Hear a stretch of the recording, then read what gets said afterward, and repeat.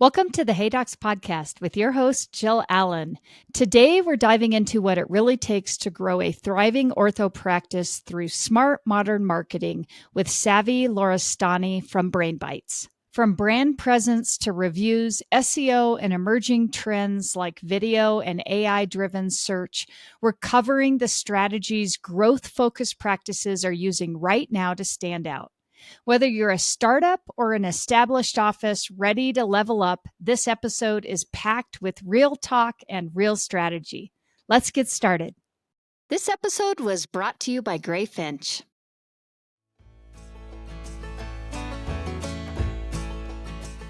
Hey docs, if you want to have a great business, the right practice management software is essential.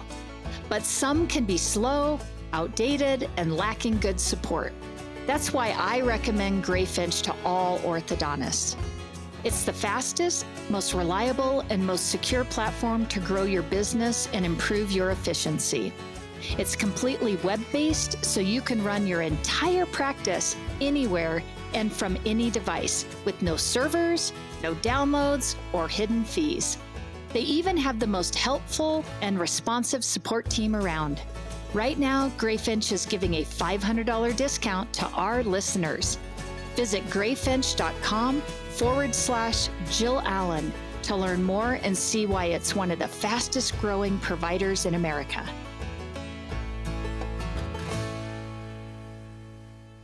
All right, Savvy, I am so excited to have you on Hey Docs today. I have been looking forward to this episode, and I'm just wondering if you can start us off by just telling us a little bit about your background and what first got you excited about orthodontic marketing of all things. Thank you, Jill, and thanks for having me. I'm excited to be here. My background's weird. I actually started in organizational development consulting, coaching, helping organizations figure out their human resources and that sort of thing. And somehow from there, I decided I'm going to make some movies. So I left that and decided to make a couple of, feature-length films. And I made one movie that was really, really good and went to festivals everywhere. And so people were excited about me and they gave me money to make another movie. And I bombed that movie, and it was a terrible film and didn't go anywhere and didn't really do much. And so I was licking my wounds, really sad about the end of my career. And my wife and the producer of that film really got along, and they said, "Hey, do you want to start a digital marketing company?" They started that. And after I cried about the end of my film career for about 6 months, my wife was like, "Hey, you need to get up." I was like, "I don't want to get up." She was like, "You need to get up, and I need help. You have a master's in marketing. Help me here." And so that was about 14 years ago. And so that's how I got into Bytes. That is what I mean. Isn't it funny where life takes us? We can plan and think we know where we're going. And sometimes that curveball or that pivot can really put us on a different path, which is maybe even more rewarding than the first one potentially. It really is. And you think about it and you realize that you don't know what is good and you don't always know what is bad until you see it in hindsight. And yes, so as we started that company, eventually we got in with Ormco and we became their agency because we worked with big companies like the CDC and Kimberly-Clark and just large orgs. And Ormco led us to Gage. And Gage, Suzanne Wilson at the time, looked at me and was like, "Hey, can you help orthodontists?" And I was like, "I think I can." And so I did a Gage event, met a bunch of them, and we started working with them. And my team just really liked it. It's more personal, a better connection than these kind of big corporations we were working with. And that's how we got here. Yeah. Oh, I love it. And I think what is so interesting about you being able to make your way into the orthodontic market, but just when we think about marketing and just what that means for an orthodontic practice, I think so many times, especially doctors who have been doing it, more established practices, they just maybe understand the importance of it, but don't truly understand the importance of really setting up that really good foundation and what that looks like. And I know I work with a lot of startup doctors, and that's what I have built my business around over the last 19 years. And looking at when I look at my career in 33 years, I'm aging myself here, and what we would do in an orthodontic practice to market ourselves. It used to be the big thing. People probably don't even remember Yellow Pages, but a majority of our budget revolved around how big of an ad could we take out in the Yellow Pages way back when. When you look at like just this evolution of where things have come, and then I look at where things are going, and this is why I am so excited to have you on today, because I think this is the unicorn in our industry, but I think it's the unicorn in a lot of a lot of industries, in the sense that I do believe that people are just looking for that thing, or whatever it is, they're chasing that to have this great marketing strategy. So what I am wondering about is if you could start us off by just talking about what does a good foundation look like, and what does that look like, because I think so many people think, oh, it's ad spend, it's this, it's that. What does that look like when we're really thinking about it from our brand and from a marketing perspective? Yeah, I think it's such a great question. And one of the reasons I think we were attracted to this space and the space was attracted to us is that there's a lot of, I don't know how to explain it, voodoo and magic that you hear about in marketing. Yes. And we realized that because in our world, just in the corporate world, it's about taking all that and just turning it into something very tangible that people can Mhm. understand. If you don't understand it, it's probably not that real. And so for me, one of the first things we learned in the orthodontic space and really in retail health in general is how important the brand is. And by brand, how clear is it? How Yeah. purposeful is it? How shiny is it? There are different tiers. And so when we're talking to startup doctors, we really want to dig into, who you are. And I'll give you an example of what I mean by tiers.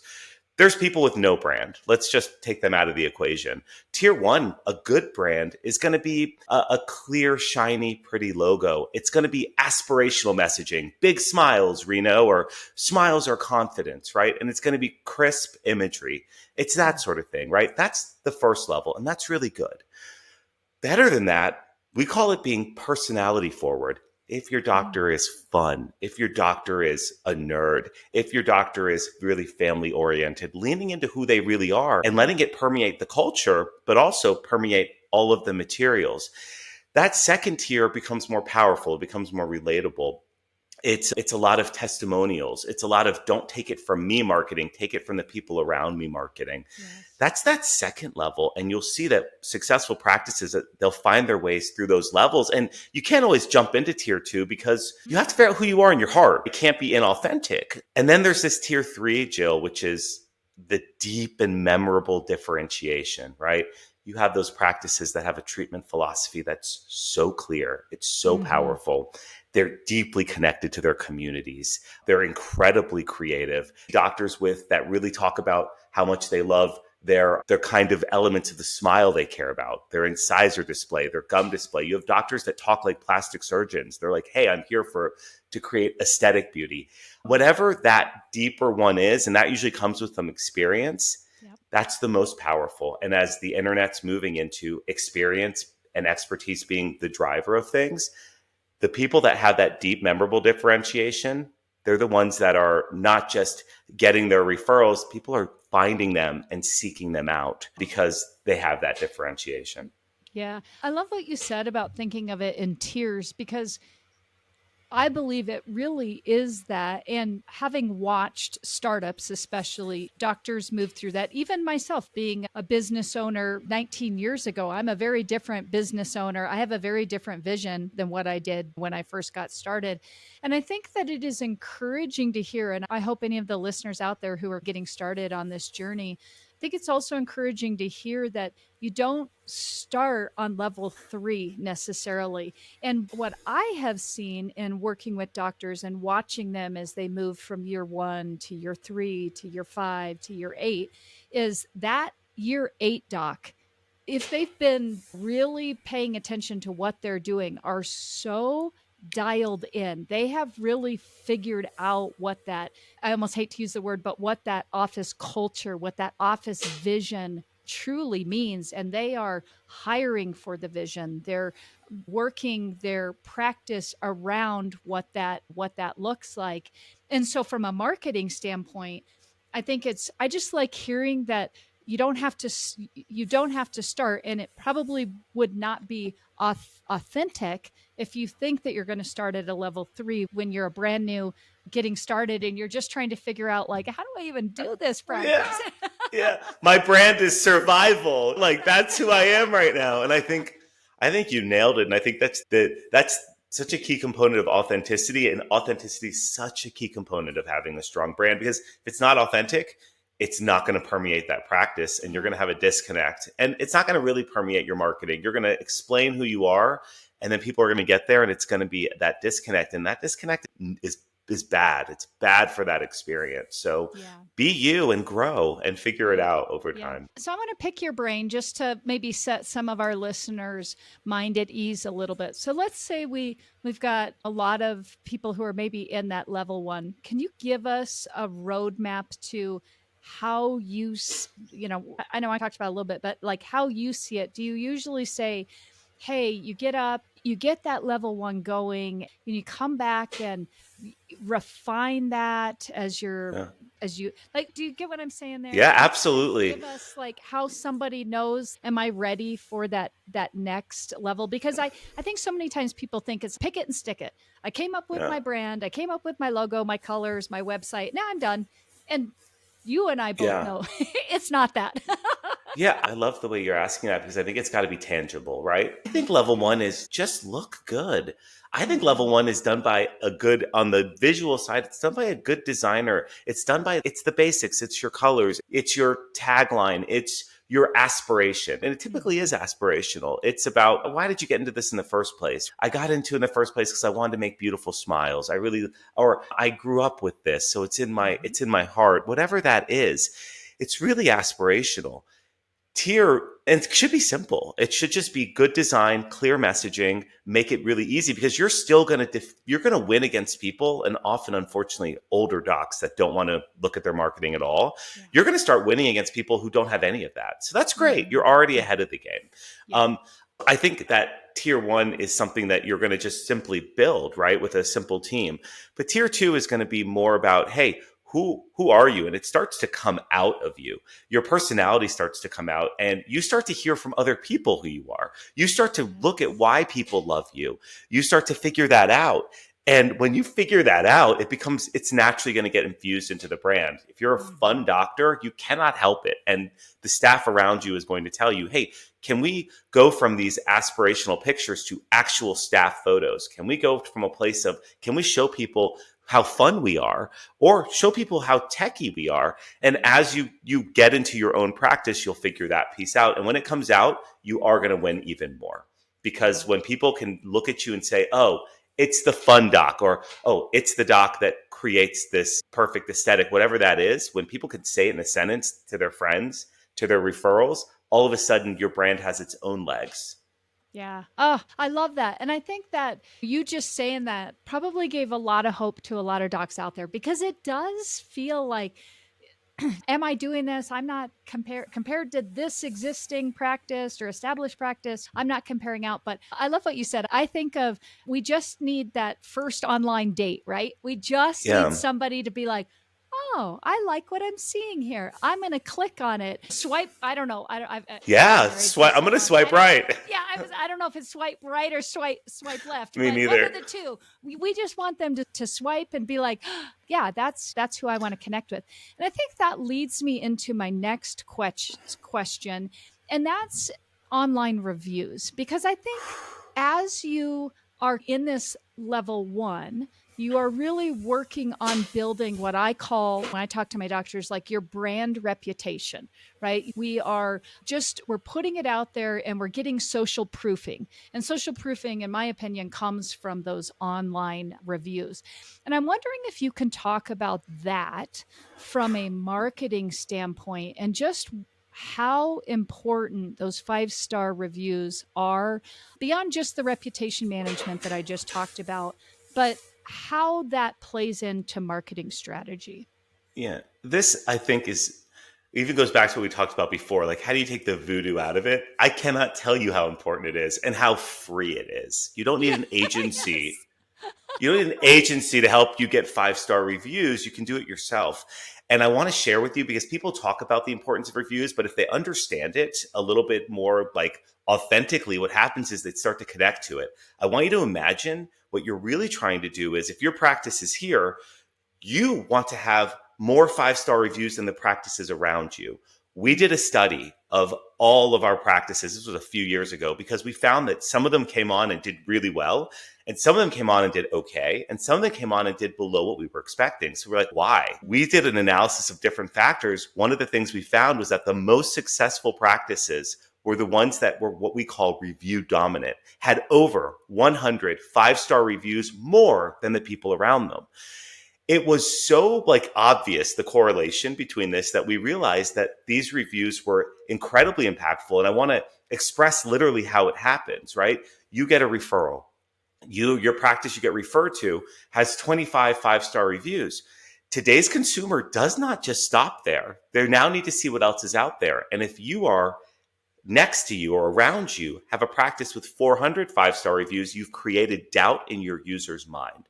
That prospect now has some doubts like, hey, let me go see what else is going on here. And in a world where everyone's giving a free consultation, why not? Right. So a strong review profile is going to help you hold on to your referrals. It's going to help you intercept other referrals. That's the first part, that credibility, trust.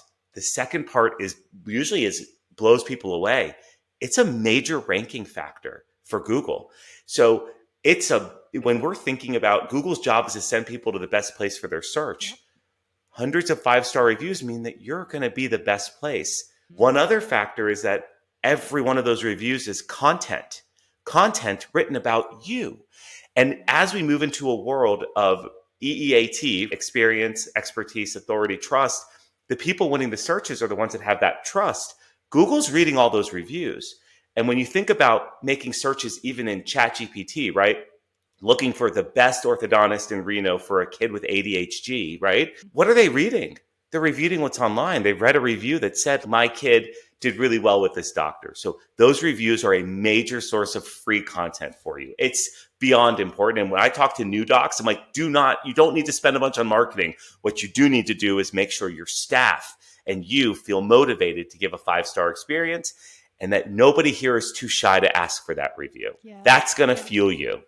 Yeah. Oh, I cannot agree with you more and the data behind it. But this is something that I talk all the time to my younger startup docs is the one thing you have to do, and I love that you said it, and I just want to say it again, it is free. It does not cost you anything but time or energy to ask people to give you a review, whether it's a character review, whether it's whatever it takes. And my challenge for my docs is always, and I know this Savvy's going to be low probably for what you guys would do, but for me, I'm always like, just build good habits. The good habit that I'm looking for my docs to build is a minimum of 3 new Google reviews a month, just 3 reviews.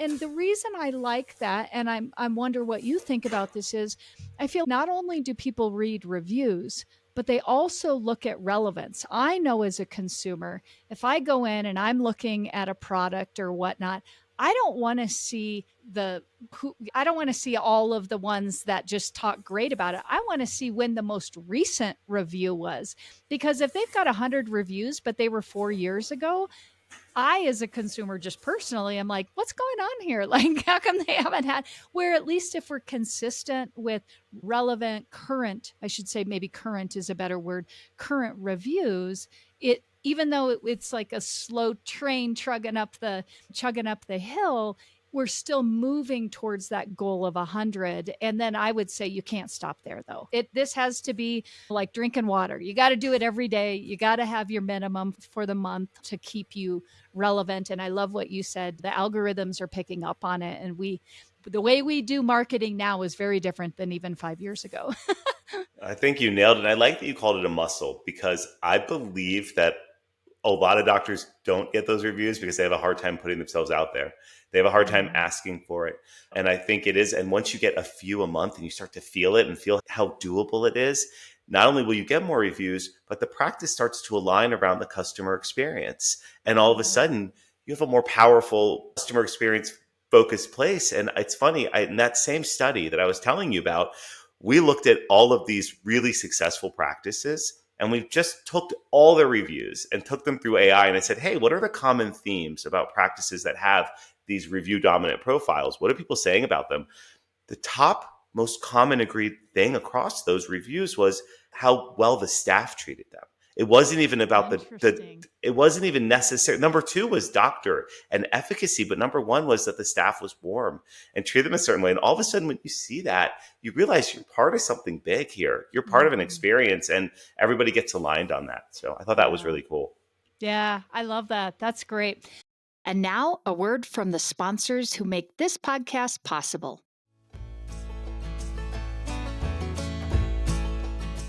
Hey docs, let's talk about Smile Suite because it's not just another scheduling system. It's a game changer in the world of new patient management.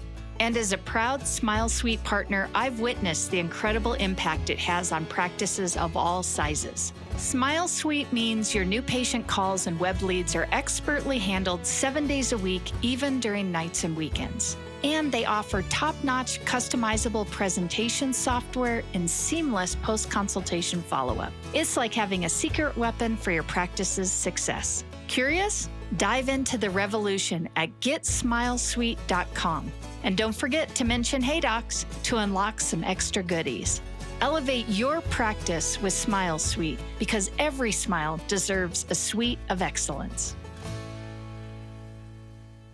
So, you used an acronym, and I want to come back to that because I think I would like you to explain it a little bit more. So, you said EEAT, and I'm wondering if you can talk a little bit more, expand on what that means, because when you said that, I was like, oh, we need to come back to this. So I made a little note about that. But talk about that concept and what that means in creating content, what that means from an SEO standpoint, and what it means from an AI driven search standpoint. Yeah. It's a fantastic topic. It's one I'm so excited about. First, to make sure that to answer that well, I just want to go back to the word SEO, search engine optimization. As a world, we're moving from search engine optimization to search everywhere optimization. You're going from being found on the internet, on Google, right, to being found anywhere people are searching. That's YouTube. That's Reddit. That's Instagram. That's TikTok. That's things I don't even know about that are out there, right? The world is constantly changing in terms of where people are looking to get their information. So we're moving into that direction. The backbone of that is EEAT.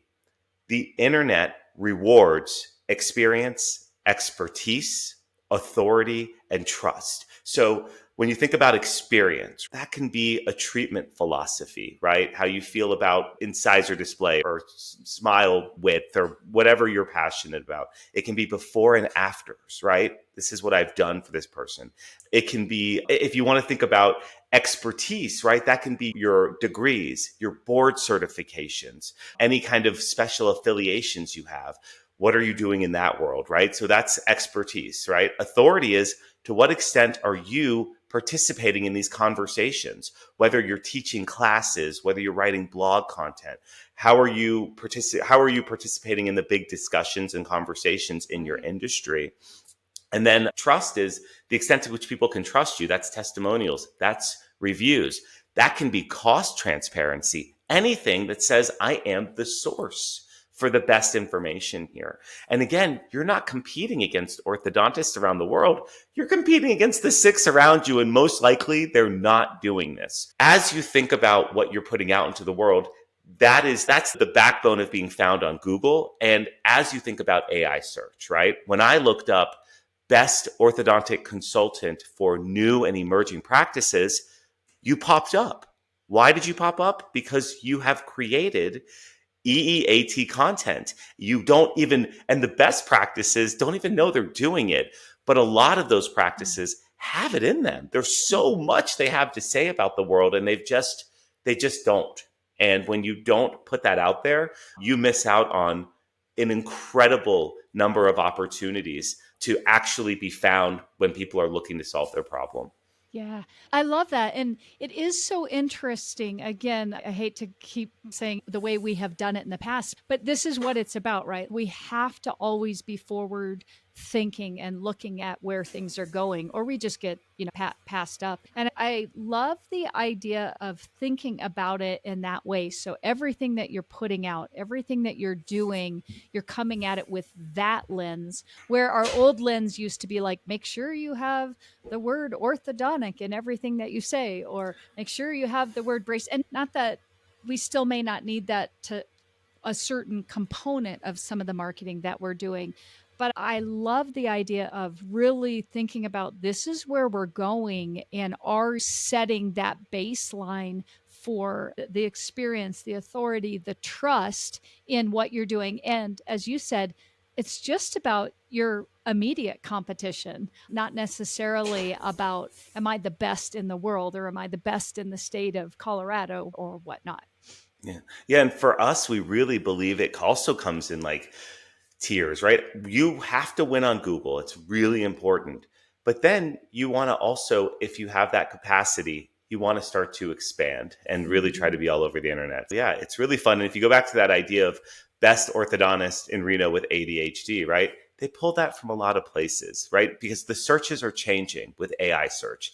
It's not just searching for a keyword like orthodontist near me. You're asking a full question, right? I need to know who I need to go to for this problem. And so it's really funny. We have a practice in Ohio, and they're very passionate about the smiles they make. Like they really care about all of the micro stuff that comes into making a smile, and they were passionate about it. So we help them brand their smile and really put content out about what they care about the smile. Very much a beyond the straight teeth mentality. Within a couple months, they shot up to the top of AI search engines, to the top of AI search, to the top of everything because they put that out there. I don't want to discourage people from having fun too, right? Like I love the dancing doctors. I do. I just want to make sure that when people have that EEAT in them, to make sure you express it too. And if you're doing SEO, it needs to be with that in mind, or you're not going to win on AI search. Yeah. And wow, we could probably really dive in and don't have time for that. But that's an interesting point. And again, I think it's just where are we moving to? Where were things to where they are going now? And that is the key, right? Is just staying up and staying relevant with whether we like it or not. We've got to pay attention to that, or you are just not going to rank the way you would like to. And so I think that really leads me into the next question that I wanted to talk to you about, and that is that social media presence and what does that look like and what does that mean when we think about Instagram or TikTok and these modern day now search engines and what they are doing? What are you seeing that doctors should be paying attention to attract new patients in this arena? I think social media is such a wonderful extension of this idea of search everywhere optimization. Social media is a search engine. It's not just a place to entertain. It's very thoughtful. And the key to social media, the key to it is video content. So that's the one takeaway. If you really want to do social, you need to do video. Why? Static stuff, a static post about your picnic, your company's picnic, is only going to reach the people in your network. Video content has an algorithm behind it that's going to reach people that aren't in your network. It's going to extend past it. And it is also a place where a lot of groups actually search to find their information. They're actually looking for data there. And AI is also going to be looking at social media to pull information. So as you create this spider web of I'm the best at this, right? You want to also have that rich video content on social media. And if I could simplify it too, think about this. You used to make a blog, right? If you want to make a blog and you're going to write one, and if you have a doctor that's into it, you also can make some video content that's related, right? You put that on YouTube, right? Sure. You can put that on social media. You can find a way to be really thoughtful about it, but to make sure that you're putting yourself out there. And so social media is about good video content. And my best advice is if you have somebody in that practice that's on that phone that likes doing that sort of thing, empower them. They're probably great at it, right? Look at your employees' Instagrams, look at their TikToks. One of them knows what's up and they're looking for an opportunity to be great also. So give them that opportunity. So yeah, I think it's very important and it requires video. Yeah. So I want to ask you a question about video because I think and this is just my assumption, but I want to hear from the expert here on this. I would believe that with video, it's more about being authentic in the video than it is about this super scripted, tight. We've got the exact perfect lighting and the exact perfect setting, and like it's buttoned up. Is that true, or is the algorithms and AI looking for more of that professional content that has no flaws and it's, do you get where I'm Yeah, going with that? that's a perfect question, and it's perfect for me. You don't know this about me, but I'm hyper conscientious, right? Putting myself Mhm. out there is really hard because is this exactly correct? Is this perfect? Yeah. And it's can be devastating for actually getting out there and doing things. So I'm glad you asked me. The answer is you're absolutely right. The why you're right though is I think because perfection is going to get in your way. It's going to get very expensive, and you're going to stop, or you're not going to be Mhm. able to just pick it up and be you. And the key to being you is that the truth is in your authenticity. Your trust is in there. Your Yeah. expertise is in there. Authenticity doesn't just mean being natural and being willing to pick up the phone and talk into it. It means you have something to legitimately say. And when you have something to say, it's going to resonate with people, which means it's going to resonate with Google and it's going to resonate with algorithms. I do not love perfection, and yet I suffer from it. So I'm glad you brought it up. I think the younger docs have a really good opportunity to do what they already naturally is in them. I've seen younger docs come into even my town and will shock you with what they're doing in terms of reviews and their content. And they may not be as good as the other docs. Actually, I'm pretty sure they're not, but they Mhm. are putting themselves out there in a way that so much that the world just is starting to see them and recognize them. Yeah. And I'm glad that you not necessarily agree with me, but I'm glad to hear your perspective on this too, because I think for, again, anybody who's listening and getting started, I believe that a lot of times that is what holds a lot of doctors back, is just that, oh, I don't have this professional lighting. I don't have this, I don't have the budget to hire a videographer to come in and every week make these big productive, these big videos and then edit them and this, that, and the other. And what I'm seeing, or what I think I'm hearing from you, is sometimes just a good little video on your phone and upload it and away you go, in the long run is better than this really curated piece that, because I think, again, it's like one and done. Once it runs through the feeds, it's probably not coming back again. Content is king, and just the more that you can do and the more that you can get comfortable, the better you're just going to be. And I feel like the authentic piece is the key. And how can do people feel like they can relate with you? Do they feel like, oh, their laugh? I like that they say 10 times because so do I, Yeah. or whatever it is. I, I completely agree with you. And I think that it's almost like that same muscle. Just do it. Don't think so much about it. Do it. And it's something that my team has to tell me is nobody cares that much that you care, right? Just get it out there. You have something to say it. They're not worried about how you say it. So I think that's very true. And also as a doctor, my advice is find your format that you're comfortable with. There are so many doctors that if you ask them questions, they'll explode with how much they have to say. Create a podcast format with you and someone at your office and let them talk, and then see if you can pull that out. And also look out for tools, right? There's auto caption tools out there that are going to make your video look better and put captions up there. Play around and find the format that really works for you. And more than anything, find what you're passionate about and talk about it in 10 ways. That's fine. Yeah. People are going to want to hear it. I love that. And I want to just kind of lead into the next thing. You started talking about tech a little bit. So, as I know, there are all kinds of tools out there, and there's free to very expensive. And of course, I'm always leading my younger docs to go for free first. We don't got an unlimited budget. So, Uh, there's a lot of great tools out there. But can you talk to us about what you think really helps build I'll say, smart tech stack, or tools that you yeah. think they should be prioritizing to help them when they are looking at this? Yeah, to be my most authentic, I think it's important to note that a lot of the tools I like are for practices that get a little bit busier, right? So once you've got that volume, I love Gauge when you have that volume, because I feel if you can figure out the problem you're trying to solve and you start to lead by the numbers, I think you can really work on them. I think the metrics there, are really cool, especially as you get a little bit bigger and you're putting out a lot of stuff. I really like, because I'm a marketer, I like Lead Sigma right now. It's a tool that when your leads come in, it's going to automatically let you follow up with them. Your leads just don't get lost. And we are finding, as we're doing more call tracking, that a lot of phone calls are not making it through. The office is too busy. They're coming at odd times. The calls are coming in at odd times. And I think Lead Sigmas are really, I think that's a really good one for your tech stack. I think I like, if you're experienced, right, and you have some good relationships with your dentists, I like Bright Referral. It's a kind of a cool way of actually, let's say the dentist is going to give you a referral rather than giving the script to the patient. They're going to put a little card on your phone, and the patient's going to get that direct contact to the orthodontist, which is, you think, oh, that's just like making it easier to do a referral. It's no paper, but it's not. All of a sudden you go from, I hope this referral comes to me, to something you can follow up on. Now you can follow up on it and actually get in touch with them and turn them into a real lead. So those are some techs I really like. I like dental monitoring. I continue to feel like they invest, and I think they can do some cool things if you're really looking to get more efficient. And I think their Engage platform is pretty cool for lead generation, for conversion. So these are the ones that I'm seeing a lot right now.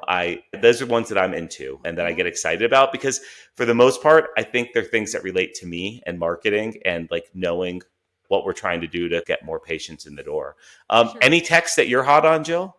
I guess I was thinking more tech as far as tools that practices can use to help them be better at their marketing. When I think of like Canva, I'm always saying I think Canva is a great starting point to just help curate. You can set your brand guide in there. You can have, when you're getting into your social media, you can be like, all right, this works well on Facebook and on Instagram, things like that. So I guess that's where my brain was going a little bit more in that regard. And I'm curious, do you have any of those suggestions, Yeah. those tools? I think for reviews, I think it can be helpful to get a third-party software. I think Bird Eye can be helpful. Rate. The Weave. There's a good number of them. But when you integrate them into your practice, I think they can help you keep it top of mind and help you keep up with a lot of those things as they're going out there. Yeah. So I like that. Those. I love Canva. I think it can be incredibly helpful, especially for creative doctors that want to put something out there and put out their own creative.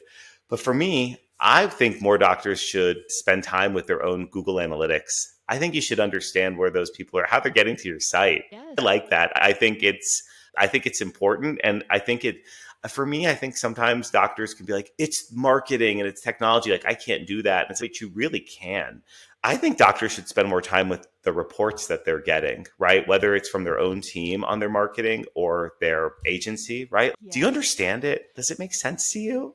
Right? Yes, Do you get I it? could not agree with you more on that. And I know we're out of time, so I'll have you back on and we'll talk more about this. But I think there are so many untapped marketing avenues out there once all of this is clicking, and like you said, just understanding the analytics of where are people coming from, and does that mean I should maybe pour into this a little bit more, or drip campaigns that we don't even really talk about in our industry, and what does that look like for those kind of cold leads that I don't say they're dead leads. We don't want to inactivate them. They're just cold for right now. They're They haven't cold. made their decision on where they want to go. And again, going back to how many touches a consumer usually tends to need before they even decide to reach out. I just think it's something our industry just hasn't thought a lot about. And Agree. again, for another episode, I don't going on Or that. or the number of observations people have in their books, and they're not. I'm with you. Is my point. Like, there's just so much there that's right there. Go get it. It's yours. Yep, exactly. So as we finish up, as everyone can tell, we could just keep going and going. Savvy, you're just been great here and just dropped so many knowledge bombs on us this entire time. But if somebody wants to find out more about Brain Bytes or connect with you and your team about maybe just what does it look like to implement marketing strategies into their practice, and which tier are they, and how do they move to the next tier? What's going to be the best way that they can get a hold of you, get a hold of the team? Yeah, just hop on the website. Just Google Brain Bytes Creative. You'll find us. And Just fill out a form and I'll tell you why. What we do that's a little different from, I think, other people is we do a full assessment on all the things we just talked about before we really meet. And the purpose of that is that no marketing strategy can be the same. There is no one size fits all. What if you're crushing it here and you're bad at this? I can't. So I have to know what you're good at and what you're bad at. And for us, we'll give you a full assessment, a full report, and a strategy.